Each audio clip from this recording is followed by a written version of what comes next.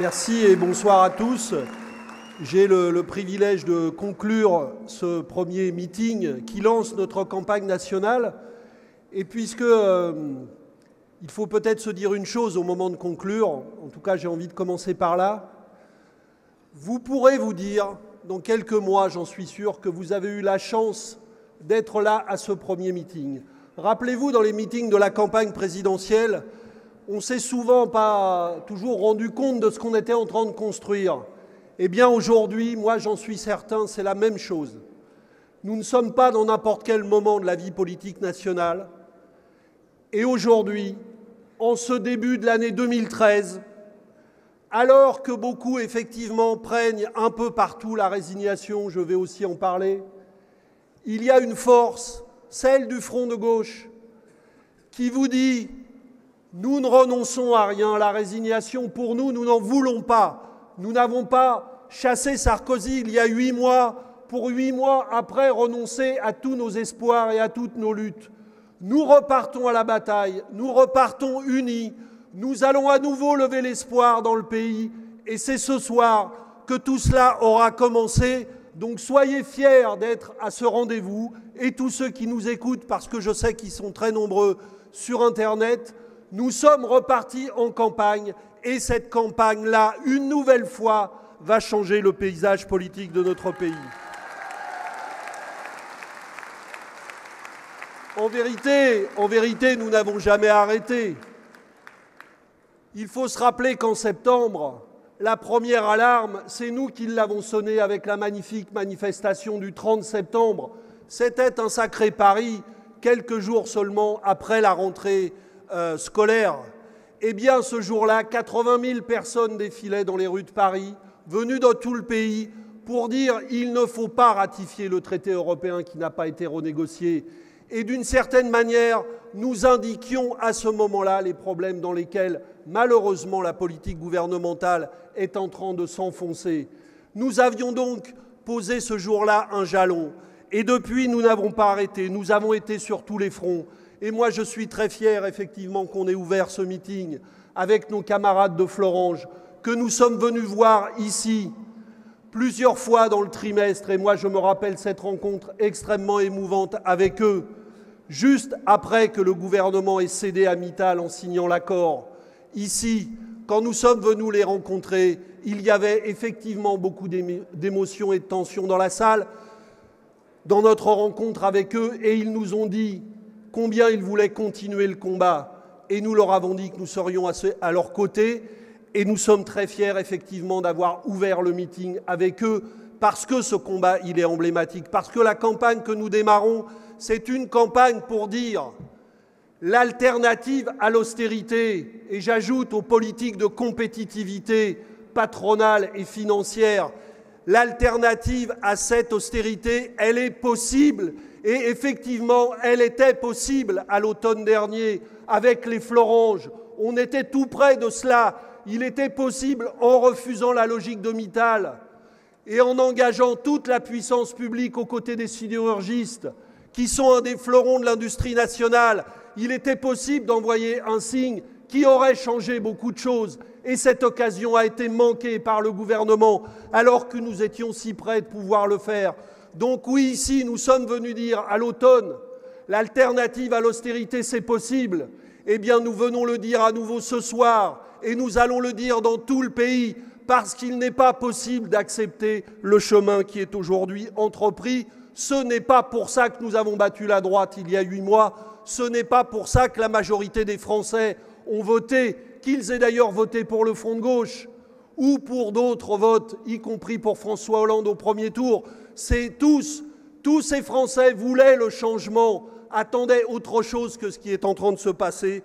Et c'est ce que nous portons aujourd'hui, parce que nous n'avons pas rangé au rayon des accessoires ce que nous portions il y a quelques mois seulement. Et je disais que nous étions dans un moment particulier, parce que c'est vrai que nous n'avons jamais cessé de le dire dans la campagne, que nous avons montré une autre voie et que 4 millions d'électeurs l'ont dit avec nous en 2012. 4 millions d'électeurs. Et aujourd'hui, ces 4 millions sont toujours prêts à se mobiliser si nous levons l'espoir à nouveau. Mais ce qui change aujourd'hui, c'est qu'en plus de ces 4 millions-là, il y en a des millions d'autres qui n'ont pas voté pour le Front de gauche, qui se disent aujourd'hui « mais ce n'est pas possible, nous ne pouvons pas en rester là », qui s'interrogent, qui se demandent comment agir, qui se demandent quel chemin prendre pour ne pas laisser les choses continuer comme cela, qui voient bien que le changement attendu ne s'engage pas et qui ne veulent pas l'accepter. Eh bien, notre campagne, c'est une campagne qui s'adresse évidemment à tous ceux qui ont voté pour le Front de gauche au printemps dernier, mais c'est une campagne qui s'adresse encore et plus, j'ai envie de dire, d'une certaine manière, à tous ceux qui n'ont pas voté pour le Front de gauche au printemps dernier et qui aujourd'hui peuvent entendre ce que nous disons parce qu'ils comprennent qu'effectivement, si on ne se donne pas les moyens du changement, si on ne se donne pas les moyens de faire la guerre à la finance, comme le disait le président de la République dans sa campagne, eh bien, rien ne sera possible. Et finalement, les idées que nous avons portées dans cette campagne, aujourd'hui, prennent leur valeur. Et des millions de gens, au-delà des 4 millions que nous avons rassemblés, peuvent le comprendre si nous savons leur tendre la main, si nous savons parler avec eux, si nous savons rassembler toutes ces forces et toutes ces énergies nouvelles. Et je crois que cette campagne, la campagne que nous engageons ce soir, c'est une campagne pour être plus forts et pour être toujours plus nombreux à dire « tenez votre parole, faites la guerre à la finance » parce que c'est le seul moyen de sortir de la crise. Et partout où on ne le fait pas, où on s'abaisse aux politiques d'austérité, comme le disait Jean-Luc, eh bien on s'enfonce. Oui, 2013 sera la 6e année d'austérité en Grèce, de récession en Grèce, sera la 5e année de récession en Espagne et la 3e au Portugal. Alors avec ça, on aura du mal à nous convaincre qu'empruntant la même voie, nous allons sortir de la crise. La sidérurgie, puisque nous sommes ici en terre sidérurgique, est un exemple symbolique et éclairant de cette situation. La sidérurgie est au cœur de l'industrie nationale. Qui peut prétendre que nous engagerons le redressement productif du pays sans maîtriser la sidérurgie dans notre pays? Qui peut penser que nous allons construire les centaines de milliers de logements qui sont remplis d'acier? Parce que quand on construit des bâtiments, il y a de l'acier dedans. Qui peut penser que nous allons relever le défi du logement et du logement social dans notre pays si nous ne maîtrisons ni les coûts, ni les lieux de production, ni l'orientation de notre activité sidérurgique? Qui peut penser que nous allons relever le défi écologique si nous ne mettons pas de l'argent dans les nouveaux procédés industriels que Mittal, dans lesquels justement Mittal refuse d'investir, alors que, paraît-il, cela faisait partie de l'accord signé avec le gouvernement? Et le lendemain matin de la signature de ce soi-disant accord, Mittal a annoncé qu'il retirait sa candidature du projet ULCOS, qui est le projet européen de sidérurgie propre avec des nouveaux procédés, avec captation de carbone. Donc il n'y aura pas on ne relèvera pas le défi d'une industrie écologique si on n'obtient pas la maîtrise publique d'un tel secteur. Donc nous avions là l'occasion, je l'ai dit, d'envoyer un signal pour toute l'industrie nationale que nous étions prêts, la France, à engager ce redressement productif, ce redressement social, et que c'était le moyen d'y parvenir. Alors aujourd'hui, avec nos camarades sidérurgistes, oui, nous prenons le pays à témoin. On leur a dit aux sidérurgistes, l'accord Mittal, eh bien on est obligé de faire ça. Et on leur a dit au même moment, comme l'a rappelé Lionel tout à l'heure, mais si jamais Mittal ne respecte pas l'accord, eh bien nous reposerons la question de la nationalisation. Eh bien alors elle est posée aujourd'hui la question, puisque nous savons déjà que Mittal ne tient pas ses engagements.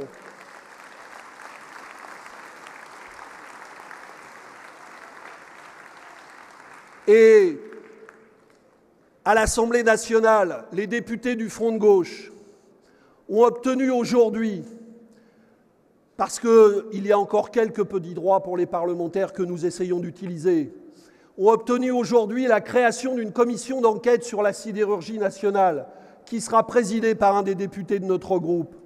Eh bien, je veux dire au pays tout entier, aux salariés de l'industrie de notre pays, aux salariés de la sidérurgie, que nous allons utiliser cette commission d'enquête pour obtenir les réponses auxquelles le représentant de l'Élysée qui a reçu les salariés tout à l'heure ne voulait pas répondre. Parce qu'à eux, il peut peut-être leur dire, encore que c'est déjà un scandale, je ne suis pas mandaté pour vous répondre. Mais au Parlement, devant la commission d'enquête, ils devront répondre.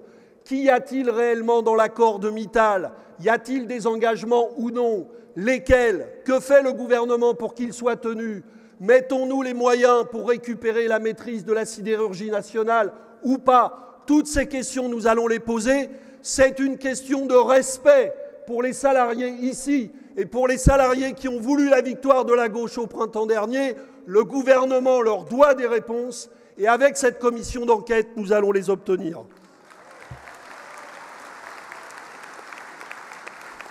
Et ce qui est vrai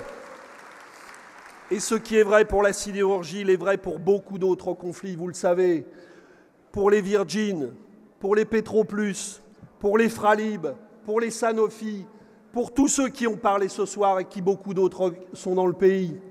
Et pour Renault aussi, et je veux en dire un mot.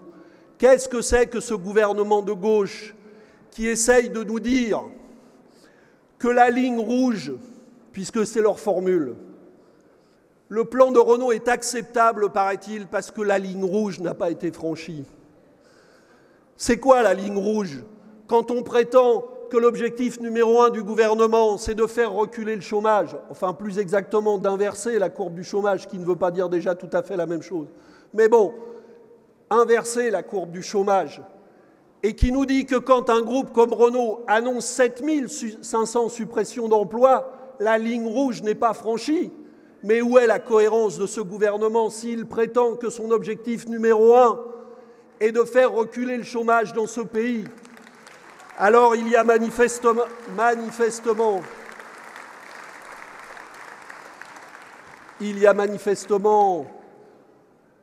une incompréhension entre nous.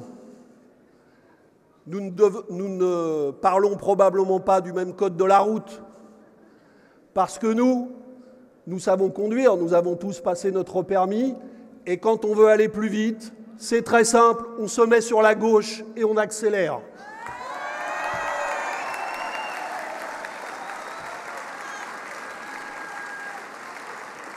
Ce qui est vrai pour l'industrie, c'est vrai pour la sécurisation de l'emploi. Et je veux dire un mot à mon tour de l'accord qu'on nous demande à nous les parlementaires de ratifier sans le discuter, ce que, pour les parlementaires du Front de gauche, c'est très clair, il n'en est pas question, j'ai déjà eu l'occasion de le dire, il n'est pas question pour les parlementaires du Front de gauche de transcrire dans la loi cet accord comme nous le demande le gouvernement, et je veux dire pourquoi. Parce que cet accord, contrairement à ce qu'on prétend, n'est pas un bon compromis. On peut comprendre qu'on fasse des compromis. Ça arrive de faire des compromis syndicaux, des compromis politiques. Mais c'est un très mauvais compromis. Au terme de cet accord, aujourd'hui, un salarié qui refuse un changement de poste, une mutation, une mobilité dans son entreprise, a la possibilité de le faire au terme de la loi, encore qu'on sait que ce soit difficile, parce que le chantage au chômage pèse très lourd. Mais théoriquement, on a le droit de le faire. Au terme de cet accord, et c'est écrit, vous pouvez aller le lire, cet accord, ce ne sera plus possible et un refus de mobilité conduira directement à un licenciement pour motif personnel.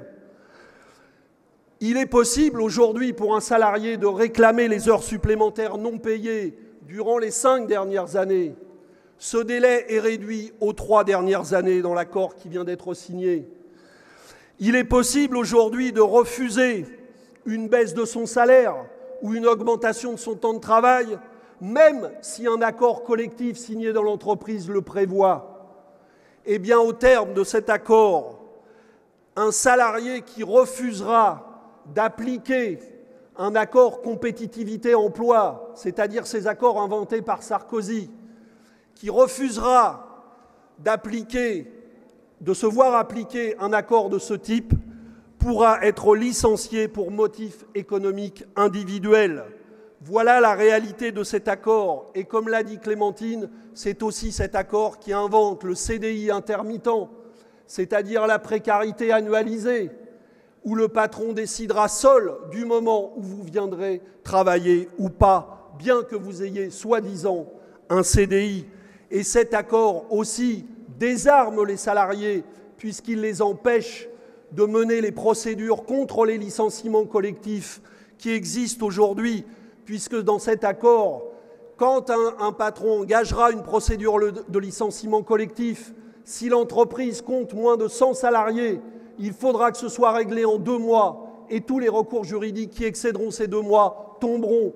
Et quand l'entreprise comptera moins de 500 salariés, il faudra que ce soit réglé en 4 mois. Concrètement, ça veut dire quoi? Ça veut dire qu'à PSA ou dans les entreprises où aujourd'hui les salariés essayent d'utiliser ces procédures qui existent encore, eh bien ce serait tout simplement impossible. Alors on nous dit à nous, des parlementaires de gauche, et là je dis bien de gauche parce que je ne parle pas des parlementaires du Front de gauche, je parle de tous les parlementaires de gauche, on nous dit qu'on est obligé de transcrire dans la loi ces choses-là, c'est-à-dire nous, des parlementaires de gauche qui avons été élus par des Français qui voulaient le changement et la sécurisation de l'emploi, il faudrait transcrire dans la loi les contrats compétitivité-emploi que la gauche combattait quand Sarkozy les proposait. Eh bien, il n'en est pas question. Qu'est-ce que c'est que cette histoire? Et je m'adresse moi aussi solennellement, comme l'a fait Jean-Luc, à tous les parlementaires de gauche, à tous les parlementaires socialistes et écologistes. Au nom de quoi une majorité de gauche devrait-elle voter de tels reculs sociaux? Comment se fait-il, c'est une question que je pose à mes collègues socialistes, sénateurs, comment se fait-il que nous avons voté ensemble, sur notre proposition, un projet de loi d'interdiction des licenciements collectifs le 16 février dernier, quand nous étions dans l'opposition, et quand nous disons aux socialistes, eh bien aujourd'hui, votons ce projet-là à l'Assemblée nationale pour qu'il soit adopté, on nous dit c'est pas possible. Un projet sur lequel nous étions d'accord. Et aujourd'hui, un accord qui est proposé par le MEDEF, qui a été inspiré par le MEDEF, là, ça devrait être obligatoire. Il y a quand même quelque chose qui ne tourne pas rond dans cette manière de faire. Et l'argument de la démocratie sociale, vous le savez, non seulement ne tient pas, mais il est même indigne pour le respect des syndicats. Puisque dans toutes les élections professionnelles, élections prud'homales comprises, les 2 syndicats qui n'ont pas signé l'accord, la CGT et Force ouvrière, font plus de voix dans toutes ces élections que les 3 syndicats qui l'ont signé. Donc des parlementaires de gauche n'ont aucune raison d'être obligés de transcrire cet accord. Et nous voulons ouvrir le débat et nous allons aller à ce débat avec des propositions. La proposition d'interdiction des licenciements boursiers, la proposition de créer un droit de veto pour les comités d'entreprise quand un plan de licenciement collectif est annoncé par une entreprise, avec obligation de discuter légalement les propositions alternatives déposées par les syndicats. Nous allons proposer le projet de loi pour le droit de reprise des salariés, le droit de reprise préférentiel des salariés, que le gouvernement lui-même, en juin dernier, avait dit qu'il ferait voter et qui n'est toujours pas sorti des limbes des travaux gouvernementaux. Nous allons proposer que les salariés aient droit à représentation dans toutes les entreprises, dans tous les conseils d'administration, dans tous les conseils de surveillance, avec voix délibérative, pour que leur voix compte vraiment.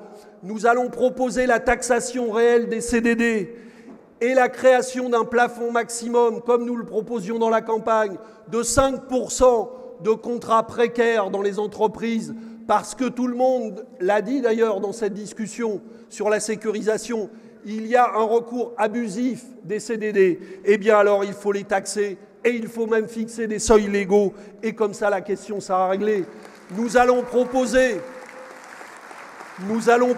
la remise en cause des ruptures conventionnelles qui ont été créés par Sarkozy et par la droite et qui ont provoqué l'année dernière 800 000 licenciements, parce qu'on sait en fait que dans 90% des cas, ces ruptures conventionnelles sont imposées aux salariés parce qu'il y a chantage à l'emploi et pression et parfois même harcèlement pour les obliger à accepter ces ruptures conventionnelles.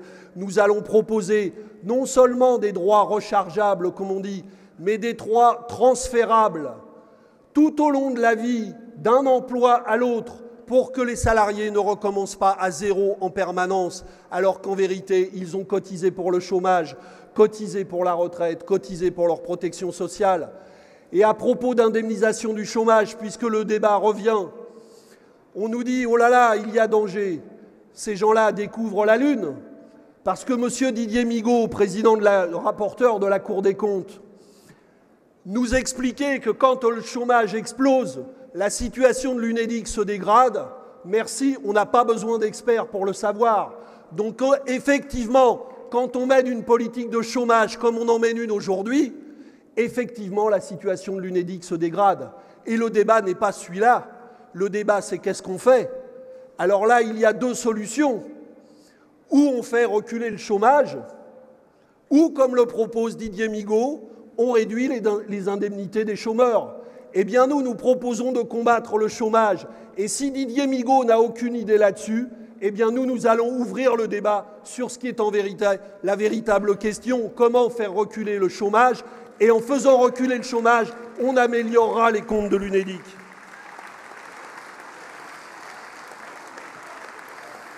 Alors moi, à mon tour, et pour conclure, je veux lancer un appel à tous les citoyens du pays, à tous les électeurs de gauche, à tous les syndicalistes. Je veux leur lancer un appel. Il faut maintenant se mobiliser en masse, entrer en masse dans le débat politique. Arrêtez de regarder seulement ce qui se passe. Agissez, mobilisez-vous. Il y a des majorités dans le pays pour les propositions que je viens d'évoquer.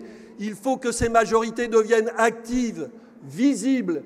Il faut qu'elles fassent reculer l'idée selon laquelle ces propositions sont impossibles, alors que c'est le contraire. Elles permettraient au contraire d'ouvrir un chemin de sortie vers la crise.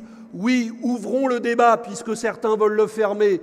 Ouvrons le débat pour des solutions de gauche qui peuvent rassembler, je le répète, très au-delà de ceux que nous avons rassemblés au Front de gauche, qui peuvent rassembler tous ceux qui ont voulu le changement, tous les syndicalistes et tous les salariés qui aspirent à cela.